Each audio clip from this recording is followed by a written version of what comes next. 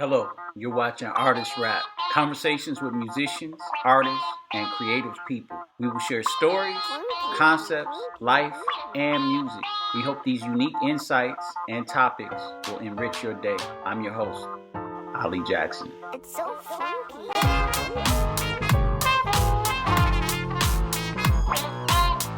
Our guest today is no other than someone who's came up in the music. I'm talking about classic American music. Uh, he's from Brooklyn, New York. He is one of the most unique voices in his generation on any instrument. And I'm speaking of none other than the great Wessel Warmdaddy Anderson. And we're very grateful to have him here today. Wes, how are you? How you doing? I'm doing fine, man. Thank you very much for interviewing me. Pleasure. Hey, See you all these years. yes, man, it's my pleasure. And you've been a huge inspiration to me and many musicians that are a generation uh, younger than you. And your sound and your work ethic and creativity and imagination, especially on the alto and soprano and sopranino saxophones, you define that sound for a whole generation. So I just want to just get into it and say, well, first, like coming up, like what was your like musical background? Just give us a little caption of what was got you into music. Well, first thing, my father got me into music. He played drums. And every time I came home from middle school, he'd always be playing Miles Davis and John Coltrane. You know, so I didn't know nothing. Every day the speaker be on. I said, "What's that?" He said, "That's some swing." I said, "What is swing?" He said, That is swing." And then one day he played Charlie Parker, Now's the Time. And I thought I was in heaven. I said, "I don't care what that is. I like that." And so at that classical piano, when it struck me like a bolt of lightning, like, you need to figure out what this is. So that was my first attraction to the music. I first heard Charlie Parker play. And like 2 weeks later, he brought me a saxophone. He said, "Okay, what you gonna do with that?" I said, "I'm gonna put it together and play like him." First thing he told me, he said, "It's gonna take you 50 years or the rest of your life to learn how to play like him." I said, "I'm only 15. I got plenty of time." That was the beginning of it. Wow, that's amazing. Tell us, who were one of the first people that you heard live that inspired you and made you want to, like, go further or take it further and encouraged you? Well, after that, my father would take me with him to gigs all during the week. He worked at all the local clubs in Brooklyn. He took me one time to a club. I'm trying to think of the name. It's on Church Avenue, just closed too. Church Avenue. First person there was Joshua Redden's daddy. Dewey. Dewey. Yeah. Dewey Redden was living like a couple blocks from there. And every Monday night, he had a jam session. So I went to the jam session. I was like, "What the heck is going on here?" He said, "You play." I said, "Oh no." First time actually get in front of an audience of people with cups of alcohol and other musicians looking at me like I was from another planet. And that was got a chance to the time on the tune that I was familiar with. So that was my first time doing the jam session. And it felt so good. I came back every Monday after that. Wow, that's awesome. Now, what was a very pivotal moment in your development when you were coming up or coming on the scene? Like, what was something that So put you in from like being an amateur and a student into being a professional? this one you're gonna laugh at. My dad, he used to work all the local gigs in Brooklyn. So he was working with somebody, I didn't know who it was. He said, well, he does 2 weeks at Blue Cornet. I don't know if you heard of that club. No. Should be on Folk Street, those famous club. That's one of the clubs that Thelonious Monk played at. But on Saturday and Sundays they had matinees. My dad said, "Come by, don't bring your horn, just come listen." So I thought, I was smelling myself. So I said, "I'm gonna take my horn and see what's happening." Went in there. Guess who was playing? The great Sonny Stitt. Wow. Wow. So I looked at him. Hey, I heard his name, and I know about him. But he old, and he looked like he been drinking too much. He looked like he had, I don't want to say he looked like an alcoholic, but that's how he looked. But he was playing the saxophone like it was like his left toe. Like he was walking on 50 years. He knew exactly what he was going to do. So he looked at me. "Who are you?" I said, "I'm the drummer's son." He said, "Good. Sit right here. Let's go." I said, He said, "I don't want to hear that. You come to my bandstand, you're going to figure out what it is to play this music." Wow. That was my first experience. And he said, "What you want to play?" And for some reason, in my crazy mind, something told me to tell him Cherokee, which is a very difficult tune for people who don't know. But I had been listening to so much Charlie Parker. I said, "Well, I'll play Cherokee." He said, "Okay, let's go." Next thing, his hand was on piano. 1, 2, 1, 2, 3, 4. I was like, "Ah!" Believe me, he put the saxophone so far inside of my head and my body, I thought it was going to explode. He was killing. And after that, of course, I'm trying to ease away. By the time he finished his chorus, he said, "Oh, no." He said, "No." He said, "I'm about to take a break, and then you're going to come in my dressing room towards the back of the club." He said, "Now we got 30 minutes.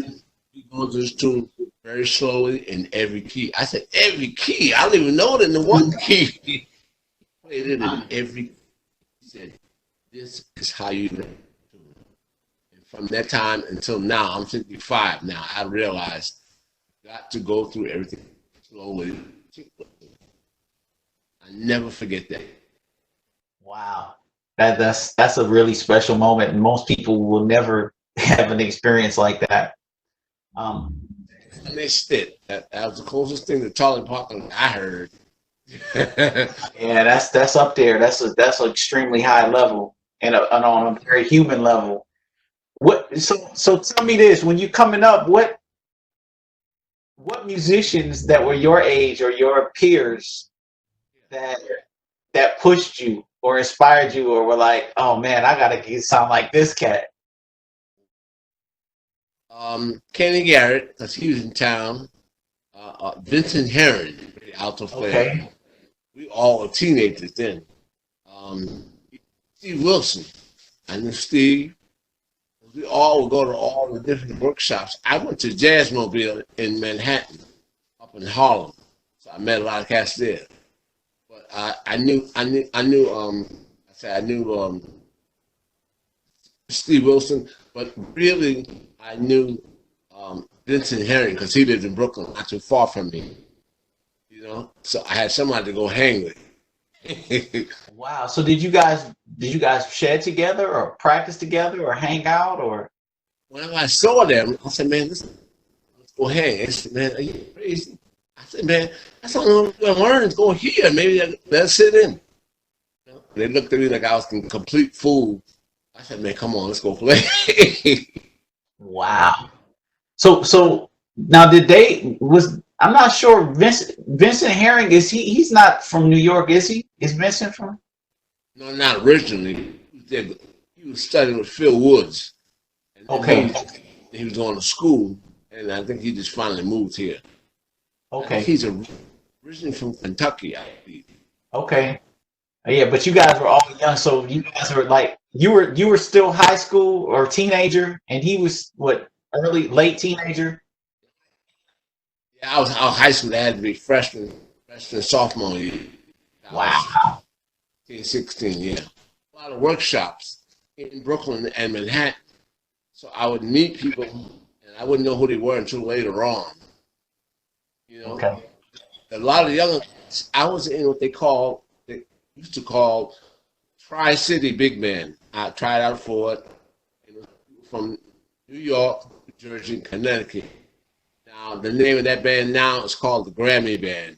which they take high school from that area, put you all together. At the time, we didn't play for no grant at that time. We were just playing performances at little concert halls in between the 3 states.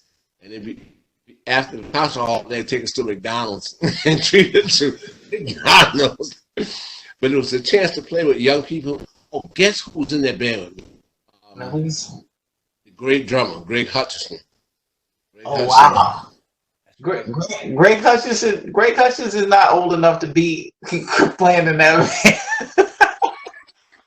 I mean, we all didn't know it at the time until later on we started playing with people. But back then, where you from? I said, I'm from Bedford-Stuyvesant. They said, yo, I'm from this part of Brooklyn.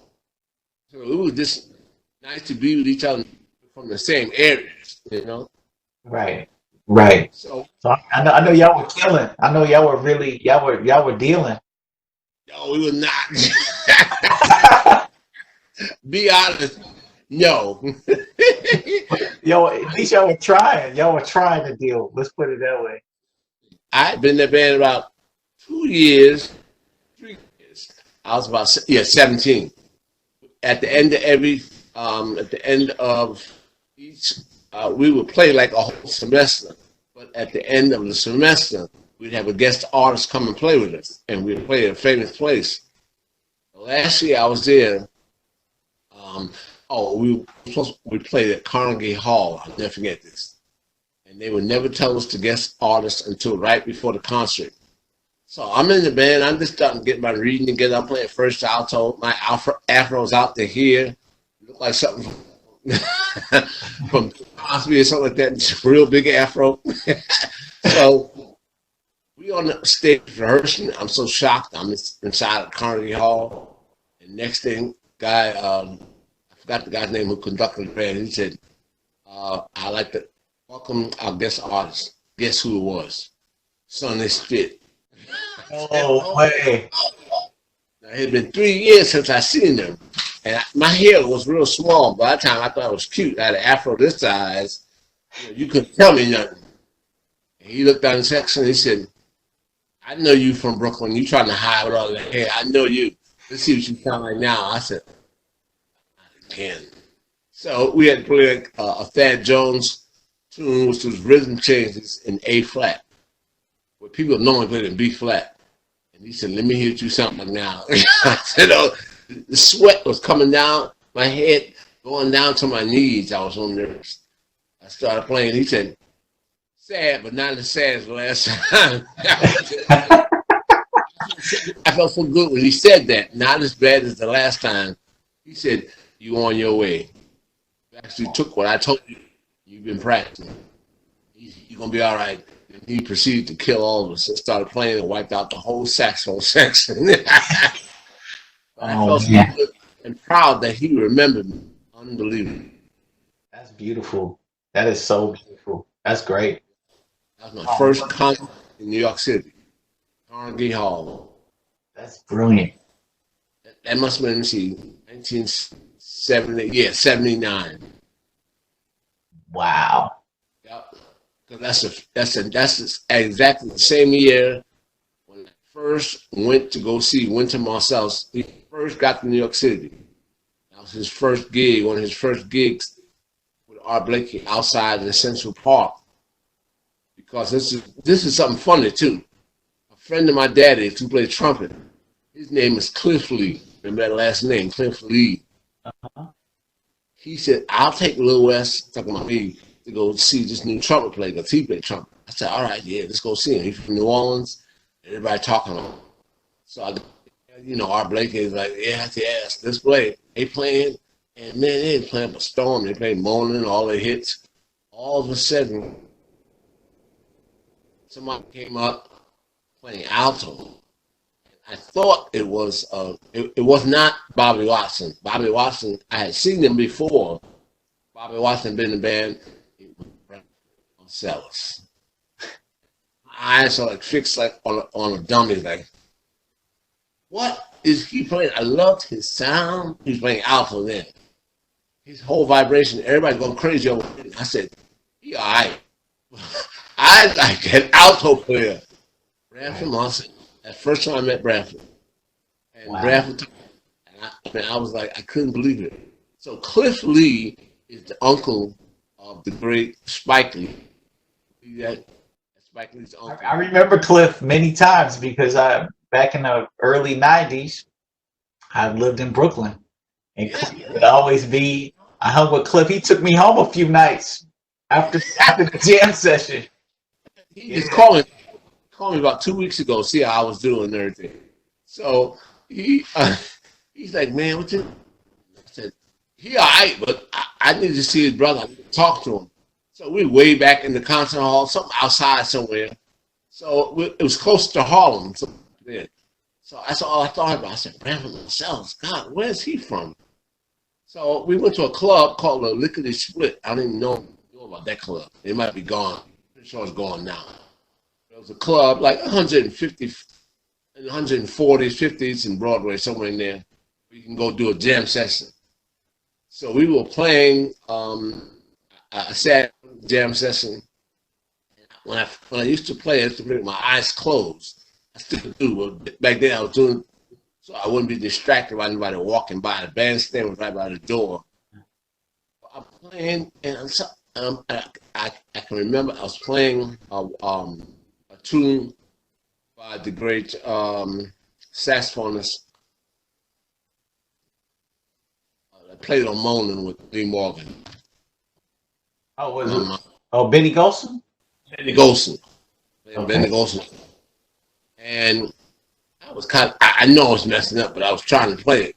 Something told me open my eyes. Art Blakey's walking by the bandstand. I said, I thought I was going to die. And Cliff was there, and he said, man, keep playing. Don't look at him. Don't look at him. I said, okay. And I opened my eyes again.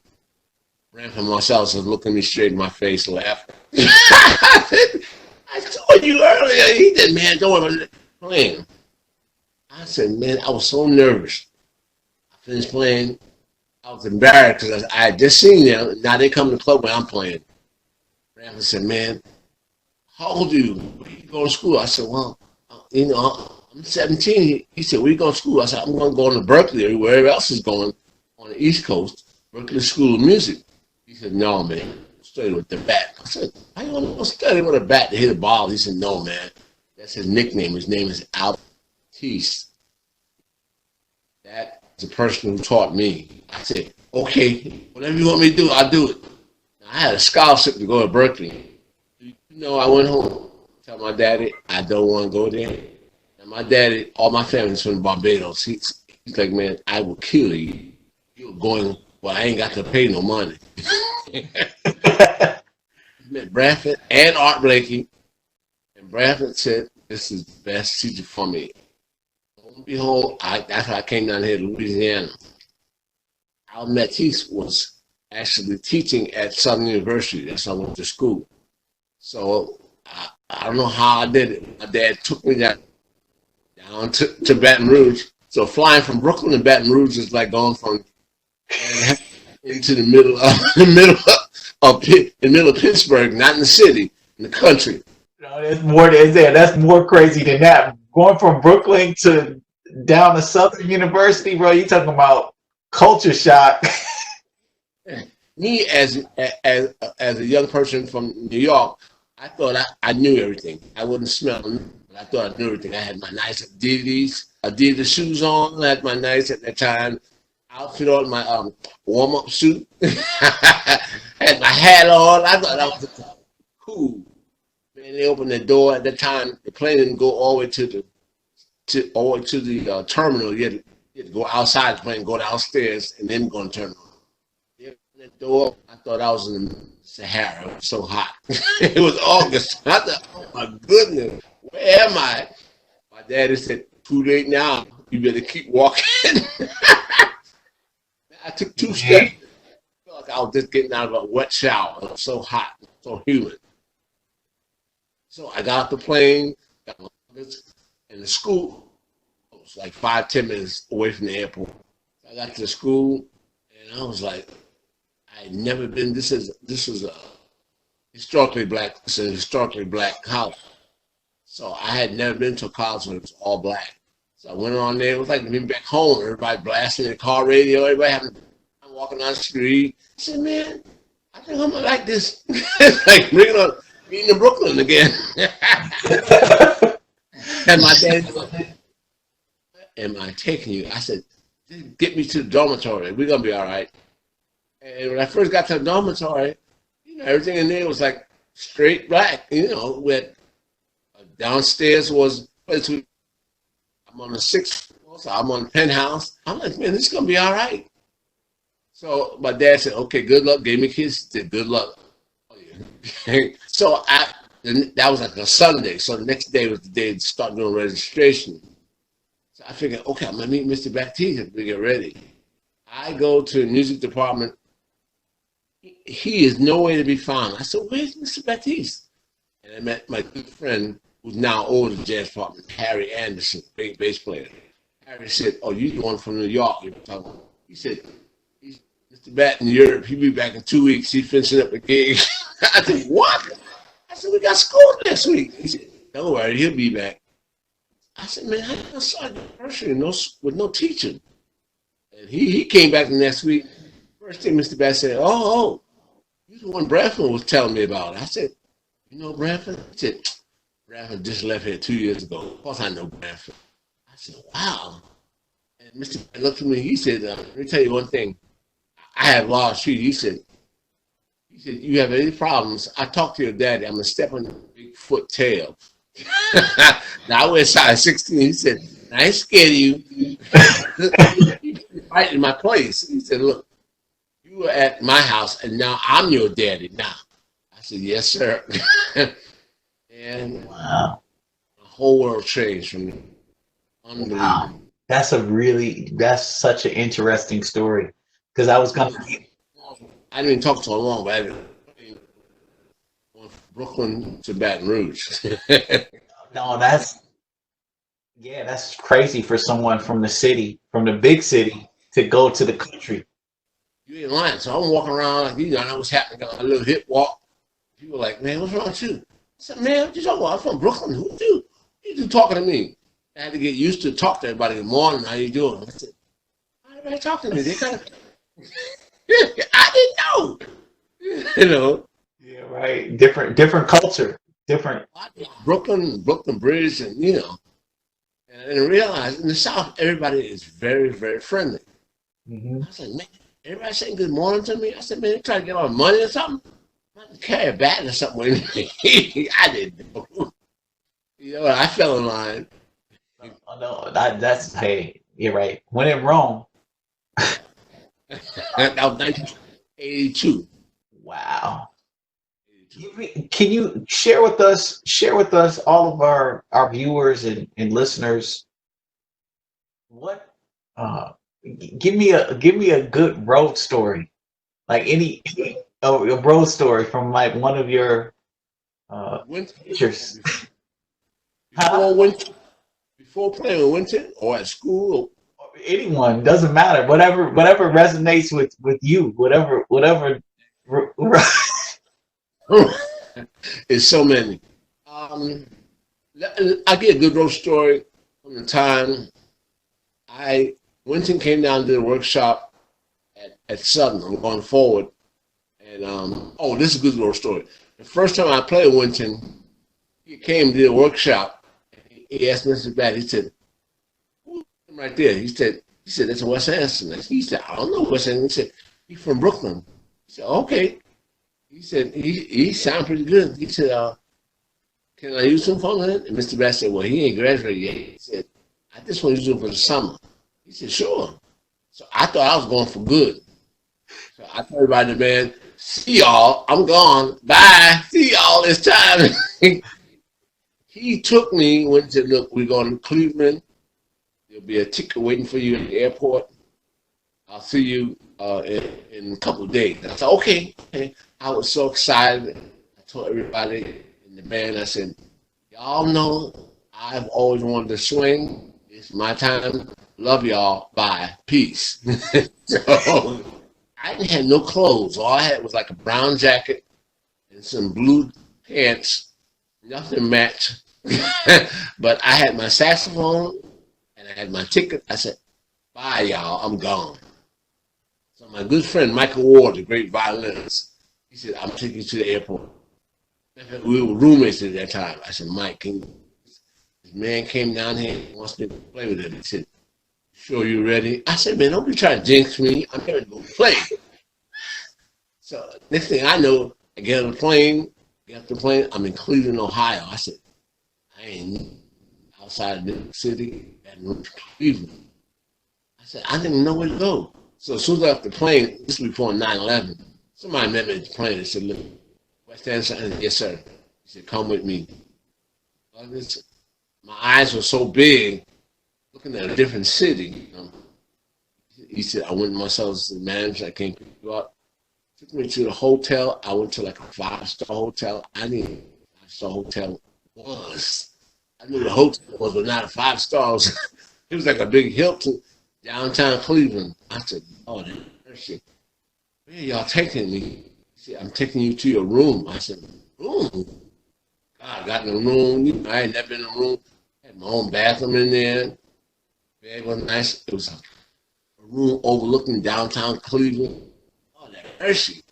I said, this is how jazz musicians live? I said, yes, indeed. So he said, in 2 hours, they're going to come for you, come downstairs and have a sound check. I said, okay. So I was so nervous. I didn't know what to practice. I pulled my horn out and just started playing, hoping that, whatever I played sounded good. I didn't know what he wanted me to play. But he left me a CD of, at that time, he and Branford were still playing the CD where they were playing Nazimo King. I was like, I had never played no songs like that. All songs I played were like Charlie Parker, blueses and rhythm changes, A form, to playing, Nazimo King that was just an F minor. I was like, what is this? And you just start tempo whenever you start. So when the tune starts, I said, what the heck? And the next person I met was the great Jeff Watts. He looked at me, he said, your big tail coming later than us. He said, good luck. I said, oh no, where am I? So I went to the sound check, and Wynton said, oh, I had on that brown jacket and the blue pants. I said, we need to do some clothes, buddy. I said, I know. I said, I'm in black college. I come from a poor family. I don't know. He said, all right, that'll do for the night. The whole time, at that time, Jeff Watts was in the band, Marcus Roberts, and the great bass player from Detroit. Oh, Bob Hurst? Bob Hurst. Wow. But it was so funny. So I was like, well, where's Branford? So immediately, Jeff Watts was like, shh, don't say nothing. I said, yeah, I thought it was with him. He said, oh no, this something new. You don't know about this. I said, oh. They were still playing music from that album. So we had to play, oh, I never forget his person, Chambers of Chain. Yeah. I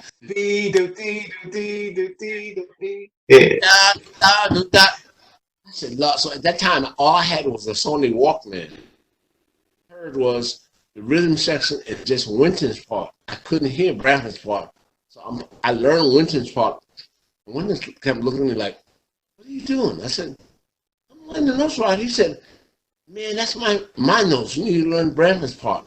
I said, I couldn't hear him on my tape recorder. I had Sony Walkman, the first version of Sony Walkman. And I'm going up, Branford's going down. So he's going, Wynton's going, and Branford's going, okay. He said, okay, we're going to see. So we're doing the gig, I was nervous as hell. And Tane, and after that, Tane said, just listen to my left hand. Tane was going, he said, that's it. Just play chromatically on that. So, okay, forget it. Like, how'd you learn that fast? I said, Tane is one. That's great. and that was my first gig. So I thought I was on the road for good. Wynton said, all right, I'm going to see you in a couple of years. You're not ready yet, but your plane ticket ready. Bye. I said, what do you mean bye? He said, man, I'm just checking you out. You're not in my band yet. Get. I said, oh, no. And I was so embarrassed. I called my friend Mike, who took me there. I said, Mike, how's the gig? What's happening? I said, I'm here. He said, what the hell are you doing here? I said, I got fired. He was dying laughing. He said, I'll be there in a minute. I was dragging my horn, dragging my luggage. I was like, man, I'm never dead. And just, like I said, that's all right. You can come work with me. We were working at a store, percussionist at Southern University. His name was Don Dillon, and he was a great percussionist. But he had a store that he used to. That he had, it was a store, liquor store, and candy store, a little convenience store in the black neighborhood. Mm-hmm. Mike said, don't worry, you can come work for me because I still got to pay the rent. I said, I'm not even thinking about rent. I said, man, this is my chance. I think that was like one of the greatest stories. So the following week, I'm in the store selling candy and stuff. I was like, man, I was including no hype. Mike said, that was then. This is now. Sell that candy. That's one of thousands of stories. You know, I said, well, that's it. I guess I don't sound good. He ain't going to call me no more. 2 years later, Wynton Marsalis calling back. He said, have you been listening to Wayne Shorter, the Cannibal? I said, yes, sir. Yes, sir. He said, all right, I'm going to be in Texas. Be at my gig. He said, you better sound much better. You know, I didn't know at the time, Marcus Roberts took a liking to me. He'd been telling me 2 years. He said, call Anderson back. He's the only alto player that sounds good playing with you. Like, I didn't know at the time. Wynton didn't like him. Tenor. But they were trying to expand the band quintet to a sextet. This is the time when Bradford had left and Wynton played with Sting. So they had been playing quartet. So the first saxophone was me, James Carter, man, a whole bunch of cats tried out. Oh, man. I can't think of everybody else who tried out. But by 2 years later, by the time I came back, he already had a tenor playing in the band. I said, what's this? Wynton said, Todd Williams. Follow him. I said, oh, that. He was playing up a storm. I didn't even know him. I didn't know him, you know. But he's a very, very great man. And I used to call him Rev, because he was very devout Christian. Devout Christian in the band. He said, listen to him play John Coltrane. Well, he played John Coltrane, from memory, played something like something very slow, took a long solo on. Like Dear Lord or something? Exactly. Yeah. I got to learn this. I said, oh. And that was the starting of the sextet. So by the time we left, we played in Texas, Caravan of Dreams. It's not there anymore. Fort Worth, Texas. After the gig that night, my girlfriend was now my wife, married 30 years. So she was behind Wynton. She said, he's going to be big. I said, no. So he said, come to my room so I can pay you. And I did talk with you. I said, oh. I said, baby, wait. I'm ready to go. He said, I want you in the band. She was behind him. She didn't say anything. She was like, yeah. Why is your old lady acting a fool behind me? I said, how can you see that? He said, I am Wynton Marsalis, the Scanish one. What's happening? I was I almost passed out. That was 1988. Wow. So, I've been with him from 1988 all the way up to 2006. Wow. That's an amazing story. I want to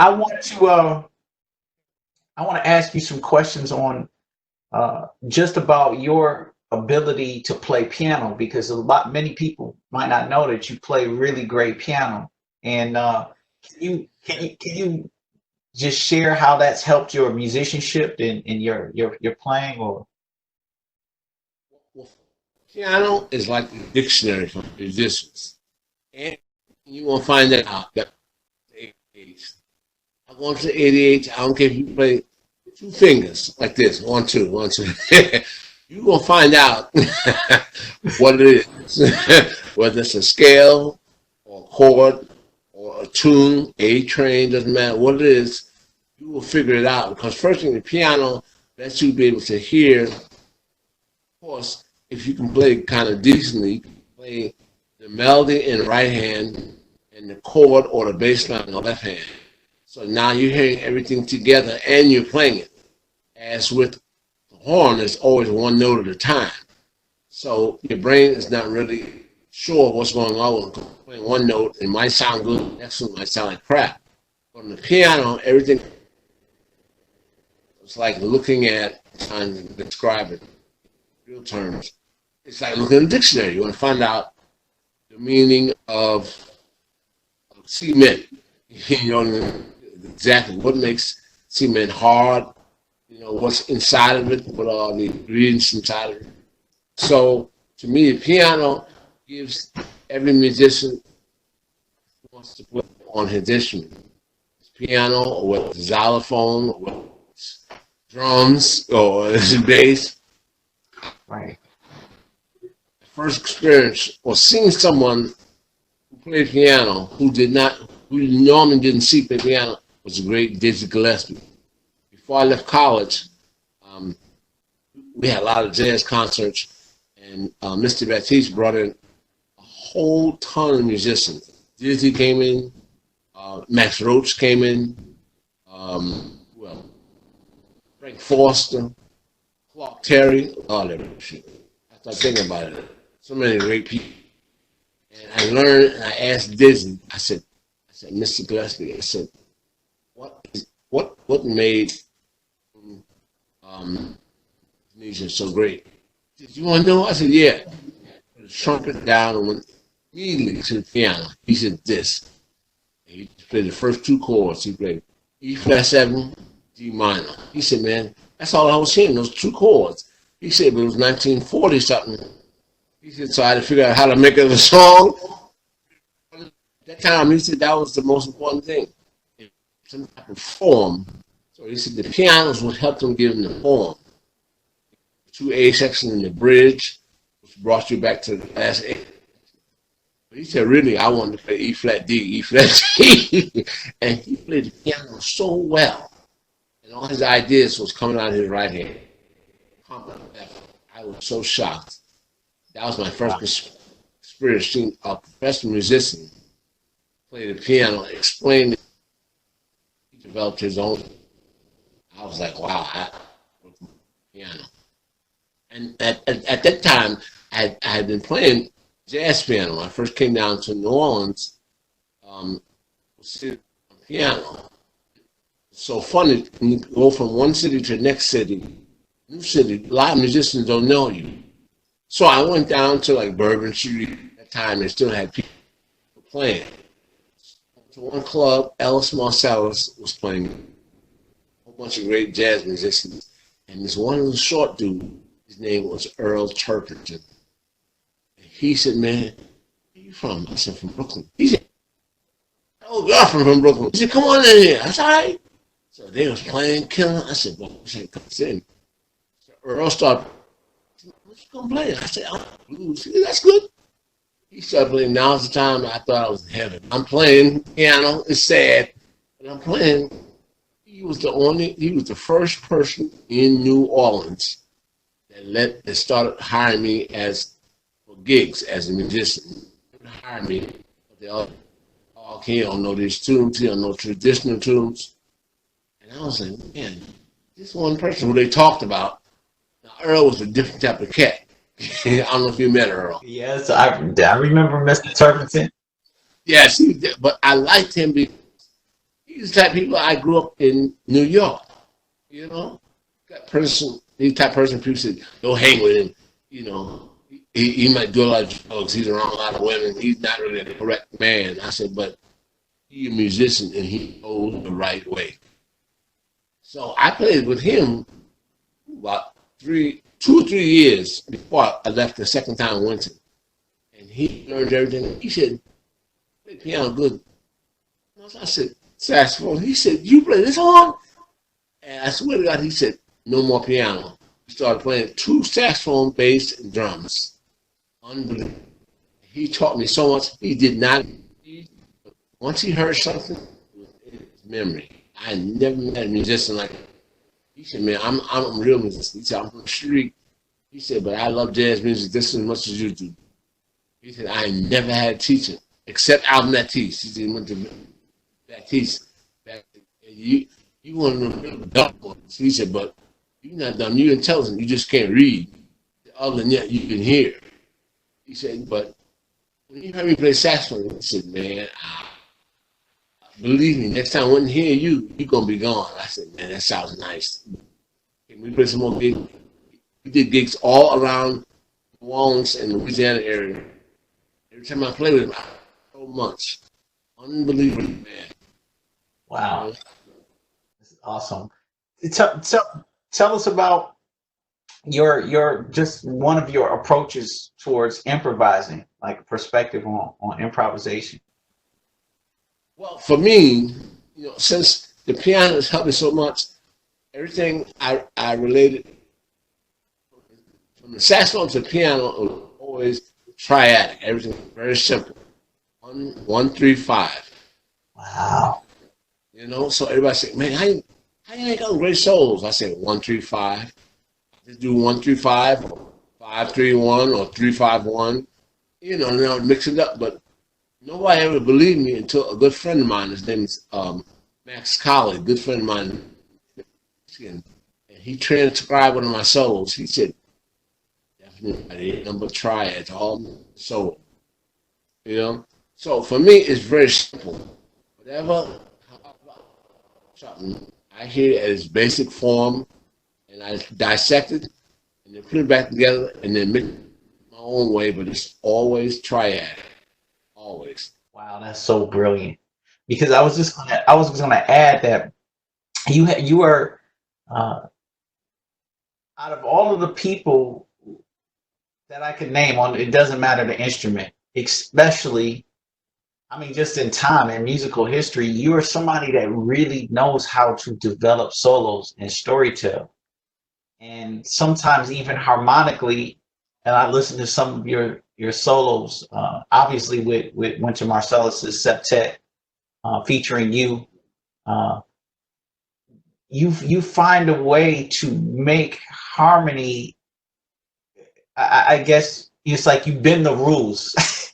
It's like knowing how to bend the rules, bending the rules where it makes musical sense. Let's put it that way. And it's simple, but at the same time very complex.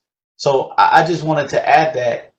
But it's so really interesting, and I hope for all of the younger musicians that are listening to this and people that are out here, hearing you speak.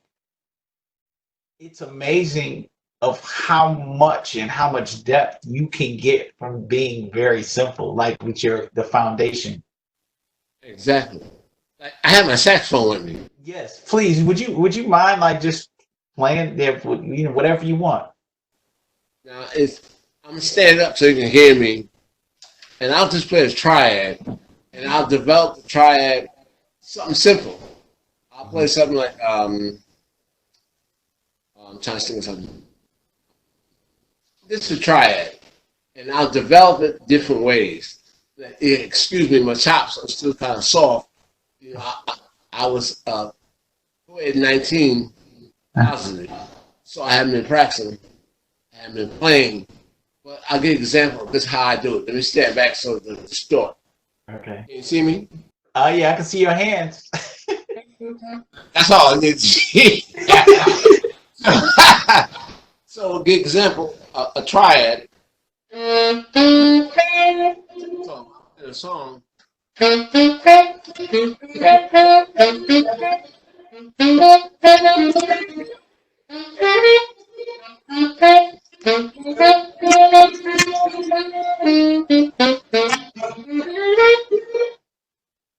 that's an old traditional blues. So in New Orleans, everybody plays at parades. So whenever I start playing that, for me, when I hear it, At first, when I first came down from New York, all I could hear was Charlie Parker. And a friend of mine said, we're going to be marching like 6 hours. It was Mardi Gras, 1982. I was like, what? I ain't never marched 6 hours playing the same tunes over and over. So he said, you have to play a triad and play it as simple as possible. So he said, you got to play it more. I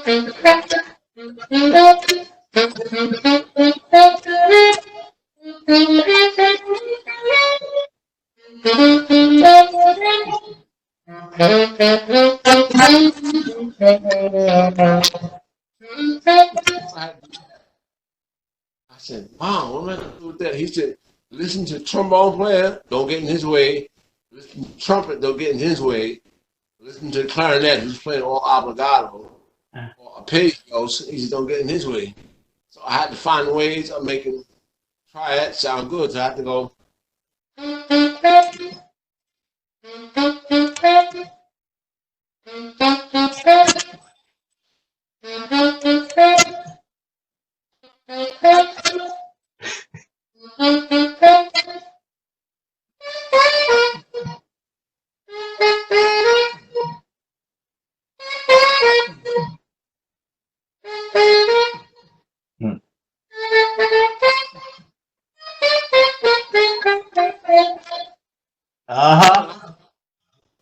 Thank you, man. Yes, sir. Excuse my sound, but so for me as a musician, all I had to do was figure out the different ways of making one triad sound good in different registers. Up high, low, starting on the third, starting on the fifth, moving the triad in conjunction with everybody else. Plus, the trumpet was always playing bop bop bop bop bop bop bop. So I had to stay out of the way of that. Mm-hmm. You know, the trombone was playing like a second bass part.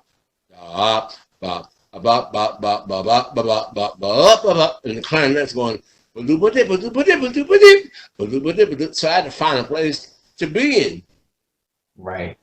That was New Orleans traditional harmony. So I was like, man, how am I gonna get an alto saxophone inside of that?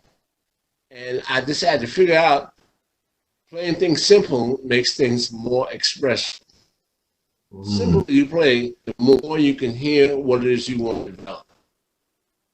I have good friends of mine, a friend of mine like Kenny Garrett, very, very fine saxophonist. The way he plays is so complex.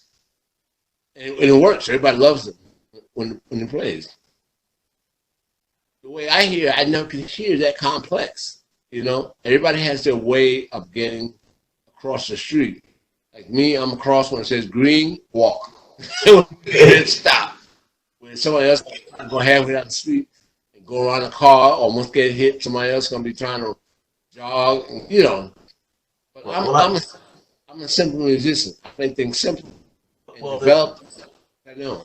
What I was gonna say is not.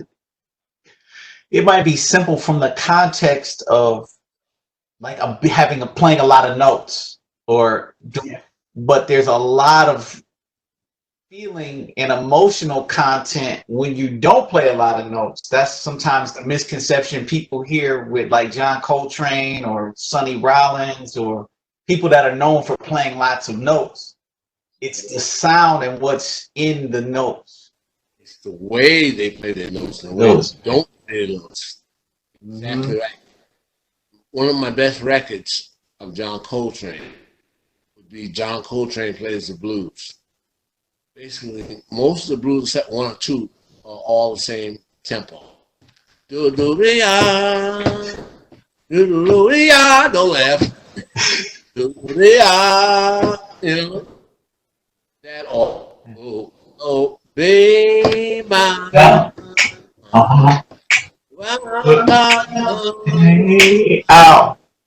You know. Now he has one tune that's a little faster, just him, bass, and drums. That's blues to Bichet. He's playing soprano. But basically, everything is really his way of expressing blues, his way. And we know how much music is composed that everybody wants to play. Like I love impressions, but really, that whenever I hear that particular record being played anywhere, I'm gonna stop talking, stop what I'm doing, and start singing in solo. You know how great it is. Nothing. Sonny Rollins. Oh, Sonny Rollins, Saxophone Colossus. You know, did da blues. Da da da da. Do we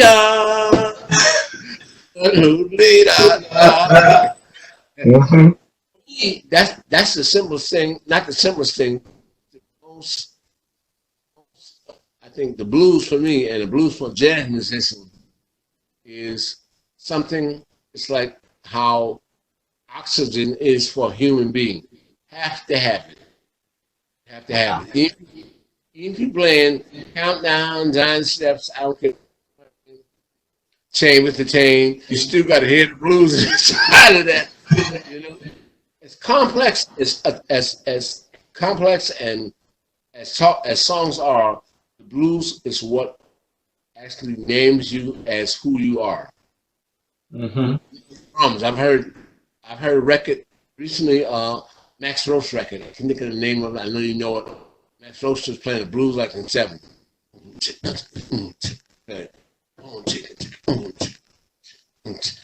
Man, unbelievable. I can hear him with all the horns on there. I think, don't quote me. I think Freddie Hubbard, a couple other people. Oh, and what's her name is singing? His ex-wife. Oh, Abby Lincoln. Abby Lincoln, yeah. Oh, was it I can't think of Freedom Now? Was it? Yeah. Is that the blues? Yeah. One of them off of that record. I don't know what's the exact tune off the top of my head. Yeah. I'm getting old. Y'all excuse me if I'm not. Man, I've been listening for 50 years, so I know it. When I hear it, I can tell you who's on it. If I can't tell you. Right. Exactly. Down to the bass and piano. My dad used to always do that to me. I come up from school. He said, "Who is it?" I said, "I don't know." He said, "You better go listen." And every day in middle school, he put on Joe Henderson. He put on Lionel Hampton. He put on Miles with John Coltrane. They playing Thelonious Monk. He put Monk on with Duke Ellington. And after about 3 or 4 years of that, then my ears started listening.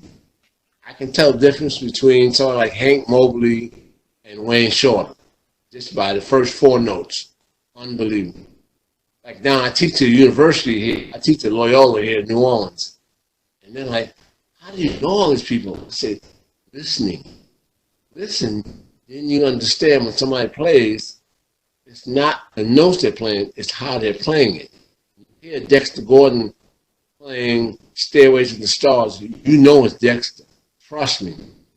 But you also know when you hear Don't Blame Me, it's Charlie Parker. You know?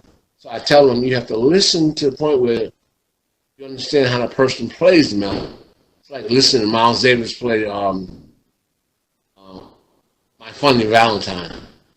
You know, there's a lot of people who play like that, but there's only one person who can play that like that. You know what I'm saying? Oh, absolutely. Absolutely. I was going to say before we wrap up, give me a perspective on or your worldview on music, art, culture. Right now. Yeah, and the well, you could even say pre-COVID-19 because even Jazz, jazz music it's American art form, but it has traveled. Like it always has. From like time of Louis Armstrong when he left New Orleans and went to Chicago. They went from Chicago to New York. Every time it's gone somewhere, it's blossomed. So by the time somebody like me from Brooklyn leaves Northeast, which was always a strong area to learn how to play music, I came all the way down to the beginning city of jazz music to learn the music. But then when I started working with Wynton Marsalis, he took me, my first tour was like to Japan. I was like, these people here are loving music. And I know they had good musicians, but I didn't know the audience was that receptive. Like here in the States, that, oh, you playing old music, so that's something old. And this is the United States, everything has to be new and hip. You know, that's not what it is. But also like Japan or Europe, they accept all the great musics from all. You know, so I before all this virus stuff happened, I found out that there were a lot more places outside of the United States where you get more reception. You can still go play different places in the States, but it would be like a small club or something like that. When I first started going to big festivals over there, I realized that in Europe, even in South America, of course in Asia, they appreciated hearing music that's not indicative of where they are. To be able to hear somebody swing on the blues in the middle of Osaka, Japan, who's not Japanese, is like so shocking to them. They loved it so much. I give an example. I played in plenty of clubs, you know, all over New York. You know, and you finish a solo, people clap. You know, I played in this one club with my friend Kengo Nakamura, a great bass player. So we played. We started the first set, and we had some music, and we played the blues first, and you could hear a pin drop. Mm. And they're talking Japanese. So I asked Kengo. I said, "Kengo, what are they saying?" The guy came on and said, "When the music starts, there will be no pouring of drinks. Please get your drinks ordered in now because once the band stops, there will be pouring of drinks." I said, "Wow." So I didn't know. We played the whole set. It was a good set. Like quartet, some original music, some stands, you know. So after the set, we had a break. So we went outside because it was kind of hot in the club. And I noticed that nobody clapped. I said, man, this is my first time in Japan without being with Wynton. And I told Kengo, I said, man, I'm sorry I came over that bad. He said, talking about it. I said, nobody clapped. He said, oh. He said, turn around. Outside, the whole club was in a single line up the street trying to get an autograph. I never, ever been anywhere where they were so gracious. They didn't want to disturb nothing. They opened all single file. It was about 100 people who wanted to get an autograph. I had to sit down, get a table, and sign my name on every autograph. That changed my whole way of thinking about the music. People still love it. They want to appreciate it so much. Not want to disturb anything came out of my head. I was like, wow. Same thing, you know, I went to Australia, same thing. People didn't move until we finished the set. They clapped, and I had to do it. Now, do you think that's different now? Because we're talking about, if you fast forward, this was you talking about, like, say early 90s, right? 90s, mid 90s. First time with him? 2000s? No, I mean 2000, yeah, probably late 90s. Okay. I went to Japan with him a couple of years after that. I had, in case you didn't know, I had a stroke in 2007. So I was sick then. You know, I came out of it, and he said, "You want to come back to Japan?" I said, "That hand is kind of slower than the left hand." He said, "Man, please come back." I said, "All right, I'll come back." You know, so I'm nervous trying to get myself together mentally, you know. The last club that I played in Japan was a place called Body and Soul. I don't know if you've been there. Oh, yeah, I know it. So that was the last gig before the stroke. And people, you know, they loved it. They came out. So when I first got into the club, people were looking at me smiling, wondering how I was doing. So I told my friend Kingo Nakamura, played with him a lot. Kingo, please tell everybody, excuse me for looking at him so strangely. I said, but I don't know if my head messing with me. It looks like everybody had the same clothes on the last time. Now, that might be just me. I laughed. Oh. Him, yes. We found out you had a stroke, see if your brain was all right, see if you remember us. people sitting around me. I swear to God, it might have been a lady sitting in the right had a green dress, had the same green dress. It was like 6 years since I had been there the first time. And I just started, tears were coming out of my eyes. I said, why did y'all do that? They said, we love you. I want to make sure that you're right. They said, we know you can play. We want to make sure that your mind. I said, I love y'all. How can I forget that? But that was like the weirdest thing. These people took the time to remember what they were wearing and wore the same club 6 years later. Can you believe that? You never ever experienced that. That's crazy. That's crazy. That's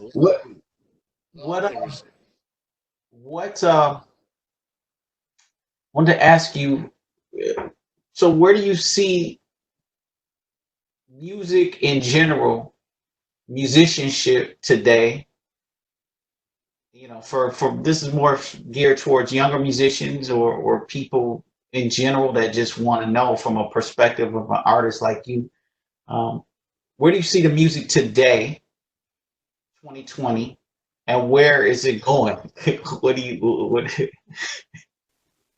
Like my teacher, Alvin Baptiste, told me, I said, man, how come you don't have more people like who want to play like me? He said, man, this is jazz music. Those who want to play come regardless. I was supposed to go up to Berkeley. He said, and you begged your father to bring you down here to study with me. He said the same thing. You're going to teach a whole lot of people. It's only going to be like 2 or 3 people who really want to play. And he's right. There's only a few people who really, really want to play. I have one student who's about to graduate. Remember his name. His name is Morris Tucson. Boy, bad tenor saxophonist. I told Wynton, I said, you know me, I tell you people who can play. And boy, when he hear him, he's going to be like so surprised. Wynton said, I hear great cats every day. I said, I know you do. But you go everywhere. But you know I'm the one that sent him when Tyler Williams left the band, he said, man, I tenor saxophones plays soprano and clarinet. I said, Victor Goins. He said, what? I know Victor. I said, man, get Victor. Victor was there. He had everything on horns like this, suitcase. He said, I'm ready, bro, I'm ready. The piano player that he has now, what's his name? Piano player played with you. Oh, Dan Nemmer. I was there on that phone call when you called him, and he was playing at Pumpkins or somewhere deep in Brooklyn. That's it, Pumpkins, right in Brooklyn. I remember that. Pumpkins. I told you about that club I played at first played. Well, Joshua's daddy. I went back there 20 years later. Dan was playing there with Brad Lee doing a jam session. See that? Yep. Things full circle. Same club. Full circle. I said Wynton. And he got him in the band. Who else? You know, I said it was up to him, of course, to say, yeah, I want him in the band. I said, this is somebody I think we can use that does everything. Left hand, concentrates very well, can hear. Yeah, can hear natural and can swing and loves to swing. Walter Brandon Jr. That's another one. Walter is from another planet. He's a throwback. When I first met him, he and his mama, check this out, and his mama, Audrey Shakir, his mama was playing outside in front of Village Gate. Now, Village Gate was behind, if you know the Blue Note Street. Exactly. Mm-hmm. You know? And they used to have matinees in the daytime. He was playing saxophone with his mother outside. I said, what's here? He was like 14, 15. And one day I went and got Wynton. I had just joined the band. I said, Wynton, here's another one. And then Walter had dreads. He had dreads all down there playing the saxophone playing. He was playing Confirmation. And he saw me, and I knew Walter. Walter was in that band with me too. The Grammy band. I forgot about it. He came in as I was leaving. He was coming into the band, so he remembered me. I said, Wynton, that's another one. So what happens with dead musicians? We are around. You just have to go and find them. You're not gonna find them like Star Search or that 1,000 people come to audition. Oh no. You could do that, but you'll be there all day hearing honking. If you want to hear somebody say, Yeah, well, they're actually shedding. That's where they are. They're not showing up there because they're dealing with their horn. their mindset is the same as mine. Unbelievable. Again, another one, Todd Williams. Now, Winston heard Todd Williams, but Todd Williams, like I said, I had to quit at 19. I went to the hospital, do all that. I don't make a big deal about that. But first day I went to the hospital, he was the first person to call me. He said, man, it's Todd Williams. I said, hey, man, how you doing? He said, I'm fine. How you doing? I said, well, you know, he punctured me with blood pressure and I got diabetes. So I look like black Swiss cheese. Trust me. I'm trying not to lose my mind. And he said, man, I want you to remember one thing. He said, come through this, you won't come through it. He said, man, remember, you play the alto saxophone. He said, and I got a gift for you. So I said, where's the gift? He said, I'm going to give it to you after you hang up. I hung up, and I felt great because I hadn't spoken to him in about 10 years. And right after that, he sent me a text of somebody playing alto saxophone. I said, God, that sounds so beautiful. I said, wait a minute, who is that? And he just played like about 12 bars or something. I said, and I couldn't tell at first. I said, that sounds like Johnny Hodges. I said, well, that's not Hodges, that's somebody today. And the last phrase, Todd Williams, who's known as a tenor saxophone, playing alto. I almost fell out of the bed. I said, at the end of that message, it said, get back out here. I said, okay. Wow, that's so beautiful. That's so beautiful. So only somebody who understands what I understand would send me that. He know how much that meant for me to get my head right, you know, because all around me, people screaming. You know, they're not hurting anybody, but everybody's like scared. Am I going to live? Am I going to die? What's going to happen? And I'm inside of my room listening to Wayne Shorter and Elvin Jones. I know that's right. What did this man do? I said, I'm trying to get my body right. Just trying to tune out all the stuff that's going on.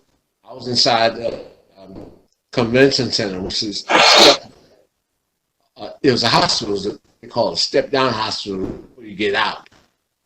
You know, and I said, the way I'm going to get out of here is go deep inside, swing inside myself. Everything else is not real. It wasn't. I couldn't see no sun for 7 days. Artificial lights. And everybody who came to see me had masks on. I mean, it was something out of a horror movie, like Alfred Hitchcock. I was like, okay, don't focus on that. Just stick your arm out when they wanted it. You got food. They didn't have no TV in there. I just had my cell phone and a speaker and my wife. Thank God I had just my wife. She'd tell me every day, get yourself together, keep focused. The day before I left, I got out Good Friday. Good Friday. Well, the night before I got out, the lady came in. I thought they were operating on it. Now and then it just was a holding area. You know, she screamed for 90 minutes. She was losing her mind. Nobody was touching her. I asked one of the nurses, I said, what are y'all doing to her? He said, she can't take it. Wow. It's like somebody pregnant for 90 minutes having a baby. Seeing that, her mind was just gone. Virus was getting her so bad, you know. Well, we're obviously grateful for having you and for God blessing you and the Creator giving you the strength and to recover. And we we love you, and your sound and your spirit for the music is undeniable and extremely one of a kind. So it's a great honor and pleasure to have you here today. Senor Wess of Warmdaddy Anderson in the house. Let me tell you one more thing before we finish. It's not over yet. I'm gonna come back out. I'm old now. I got 2 granddaughters. You're not old. You're not old. You're not old yet. You just on the second mountain. But I got a new generation of swingers. Besides me and my wife, who without my wife, I could not do nothing. Trust me. And my son. My son is a great musician. He's 30. But my granddaughter, it surprised me. I got one that sings. I sent a little tape of her singing to Wynton Marsalis. She sang, the Lord have mercy, but the other song, Itsy Bitsy Spider. Itsy Bitsy Spider. You know, Wynton Marsalis has hardly any time to listen to anything. He listened to that. He said, "Who is that?" I said, "Your next one I'm going to send to you." He said, "What?" I said, "That's my granddaughter. She has had no education. She's a natural singer. And the little one, you're going to love her. Guess what she plays? Drums." Oh, watch out. Love Art Blakey to death. Art Blakey. Oh, that's to me, that's up there as far as the spirit of the music. That's Art Blakey right there. One that sings like Sarah Vaughan, the other one plays like Art Blakey. If I never play anymore, I'm gonna be they gave me their manager. Go on, baby. Hey. I love it. I love it. That's how much I love the music. It's like every family you have a family of policemen, you have family of construction workers, family of people who just do things and it goes down in succession. My uncle was a policeman. My father was a policeman. In my family, I'm a musician. My father's a musician. What's his name? I just found out. Alto saxophone player played with John Coltrane is my second cousin. I never met him. Eric Dolphy? The one that everybody didn't like. Kind of avant-garde type of sound. You mean Eric Dolphy? Dolphy. Can you believe that? Wow. It's Eric Dolphy. Yes. Yeah. He's my second cousin. My dad told me that. But I was born in 1964. You know, so I never met him. But I always his wife was living for a while, and we always go by her house on holidays. Half of my family's from Barbados. So I go over there, talk like this, man. Patrick, that's my middle name. Patrick, what's he doing here? You're getting so fat. What's it what? So I always go by his wife. I said, "Well, Eric would like you." I said, "It's Eric. It's Eric." You know, and she go on. She's an old lady. I said, "Well, she's just old." My dad said, "That's Eric Dolphy's wife." Wow. So that is a succession of great musicians. Whether we met or not, that's inside of my DNA and my blood. That's beautiful. Granddaughters are taking on the tradition. So, well, they got great references. If they don't, they're gonna hear it. Yeah, right. Exactly. They either gonna be great or they're gonna say, "I'm sorry," You said they're gonna be great or what? or they'll do something else.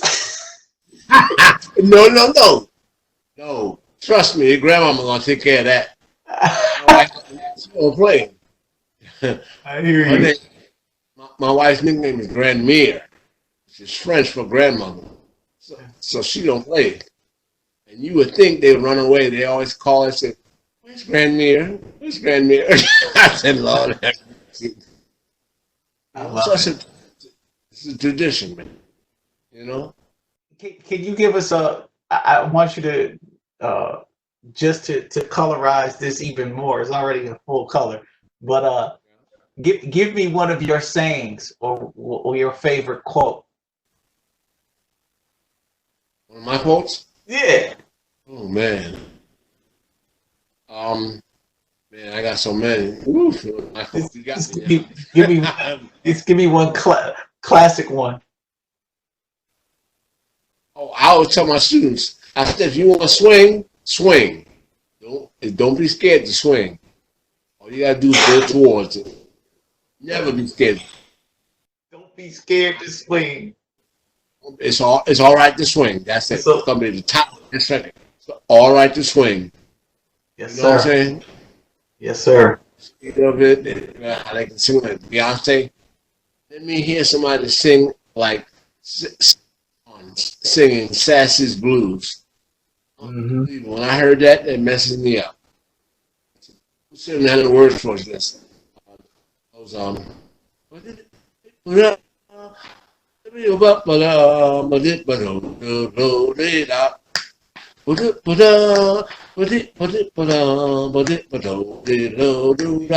sounds like a beat lick, but when she starts singing, man, it sounds like Roy Haynes playing drums.